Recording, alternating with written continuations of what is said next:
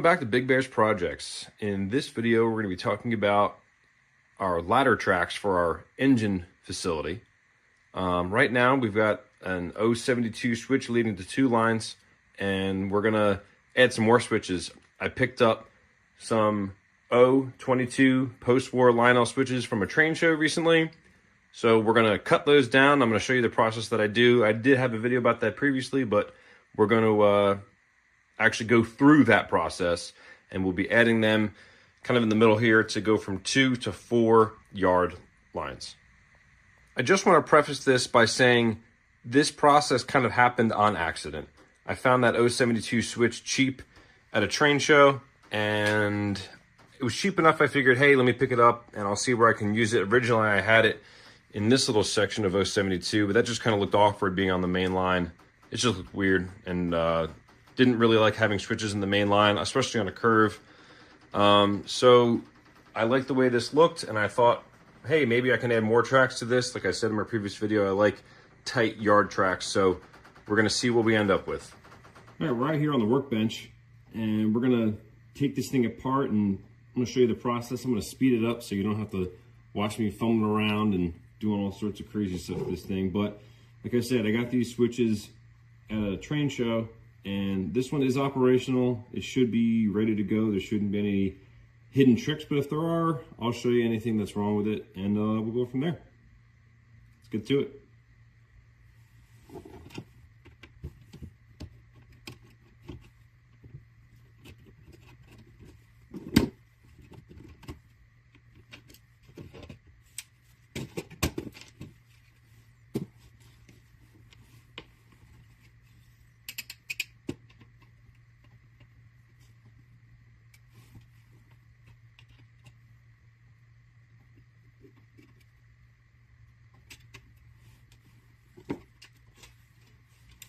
If you saw my other video, this is what it looks like when you get it and open it up. And we're looking to make sure that all the solder connections are good to go. Everything inside this one looks good. Like I said, this one's fully functional. So I'm gonna go ahead and cut off the part we don't need, and then we'll flip it back over and take the tracks off, and we'll get more into that in a little bit.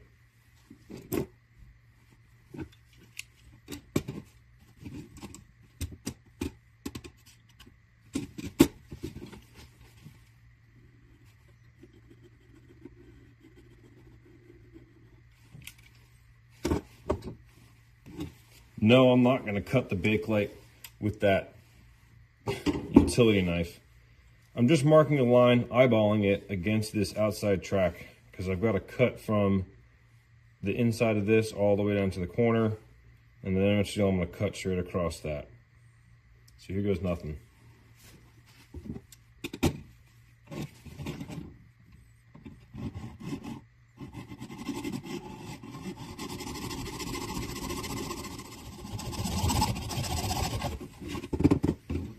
Almost there. I'm going to take my time.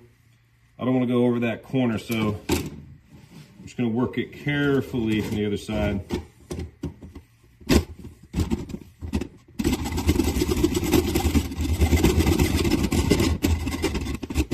And that's as far as I want to go. I don't want to get too crazy with it. All right, time to cut some other tracks. Again, I'm just eyeballing. I've done this a few times, and I know exactly where to go. And it's straight enough for my liking. Once it's sanded down and rounded over, you won't be able to tell. Gotta cut the diverging root at that third tie. All right, we got the Dremel out, the cutoff wheel. This works pretty good. I'm not gonna go all the way through. I'm gonna finish with the bakelite. I'm gonna finish cutting through the switch or through the bakelite with that hacksaw. But the Dremel should help us kind of get a head start on that.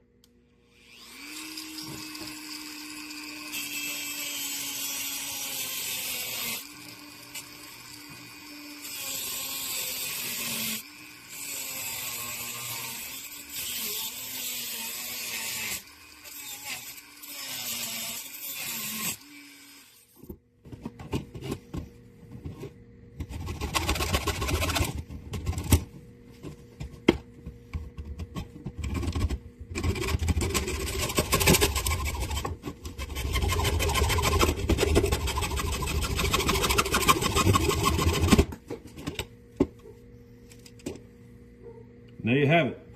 I'm gonna go back and clean this up. I didn't get quite the angle I want because doing the right hand is a little bit harder than the left hand just because the angle of it and everything. So I'm gonna go back and clean it up with the Dremel and we'll go from there.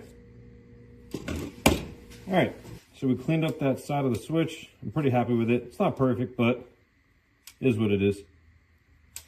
I've got my soldering iron heated up and we're gonna need to unsolder to the derailing wires, I would say, to get the pins out or to get the rails out, because it's just, I think it's a lot easier to take the rails out to get that bakelite out of there.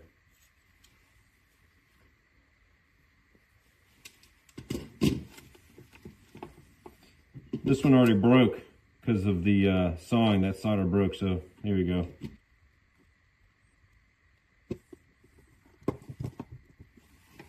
That unsoldered, I just take a flathead. I've got to undo the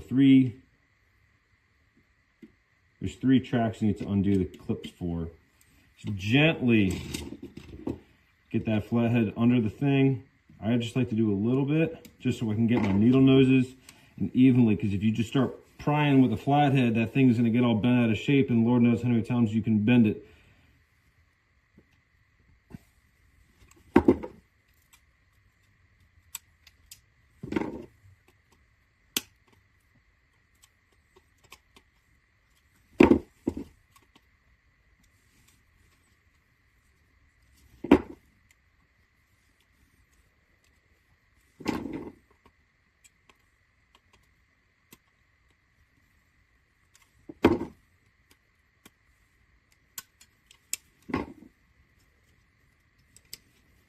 The middlest one is probably the easiest one. This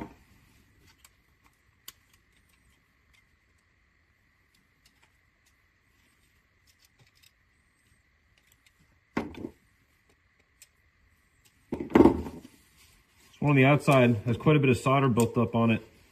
So we're just going to heat that solder up so we can get it out of the way. We got more flux.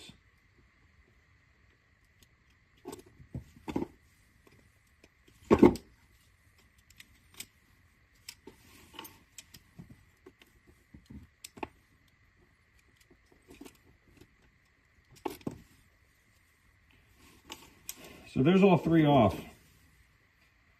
So now what I like to do is take a regular metal pin and a fiber pin, because that's what's going to go back here. And we're going to kind of mark how far in and deep we need to cut. Again, I just get my general measurements with a box cutter, utility knife. I've already marked the halfway point on this pin, so I know how far to mark. I'm about there.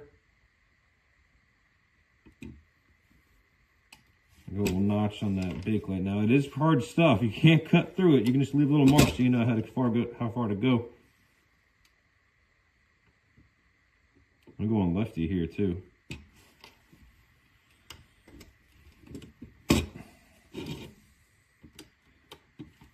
Make myself, I know how far.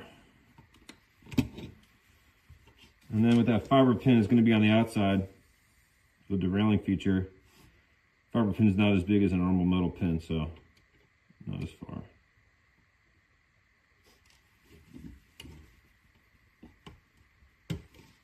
All right, let's go ahead and get that old Dremel out again and take away some of this bakelite.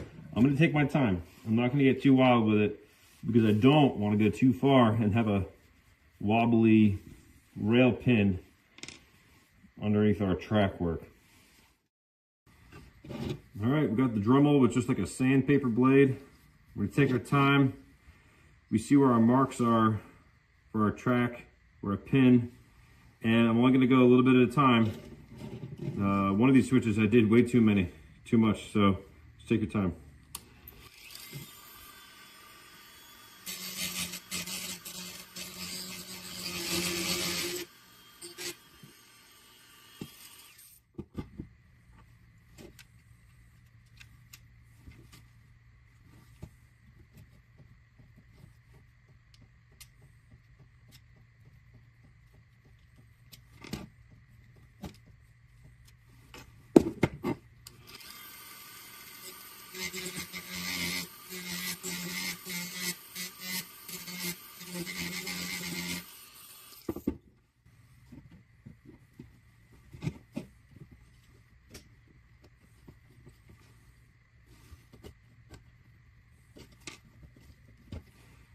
That looks good.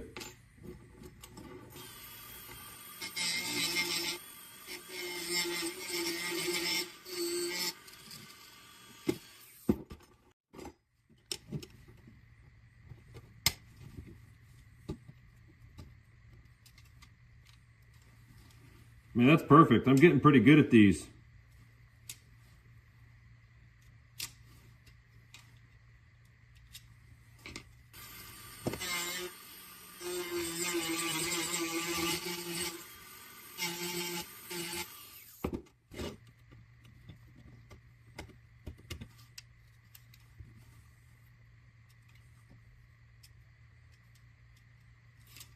Perfect.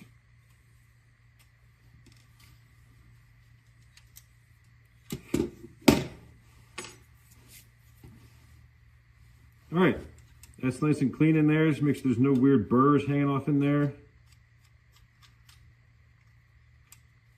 We can go ahead and flip it over, get our track pieces back in, and clip everything back together.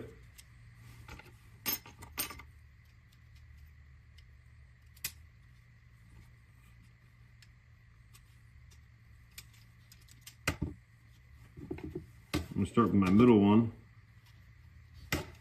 Make sure that rail is exactly where you want it. Push those tabs down, make sure that piece is flat.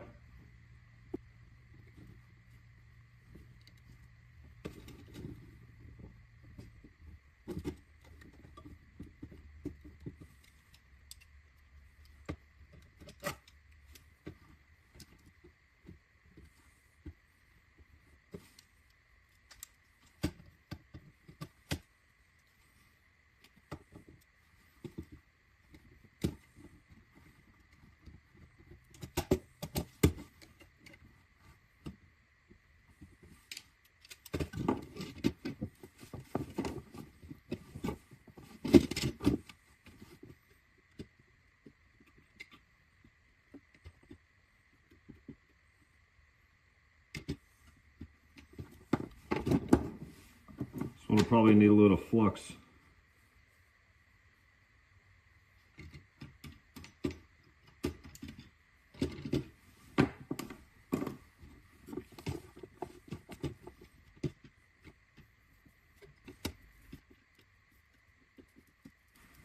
So that looks good.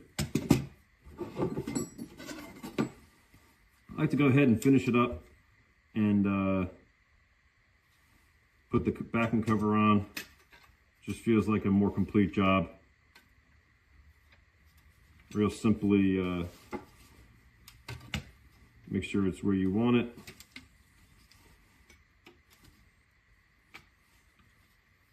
I'm just going to kind of crudely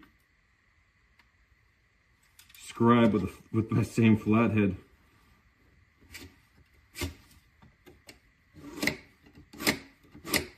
Doesn't have to be perfect. Probably won't even see that part. Take some tin snips.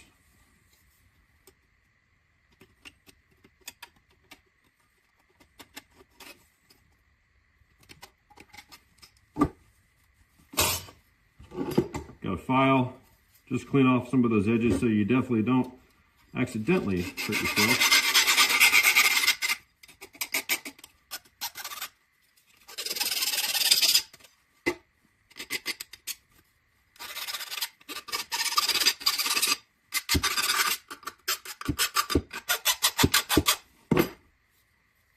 Doesn't feel sharp anywhere. Everything looks good. Put that bad boy back in there.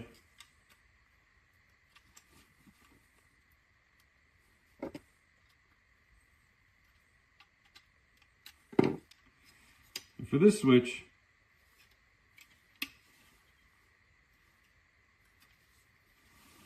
the motor will stay on that same side. And that is all she wrote.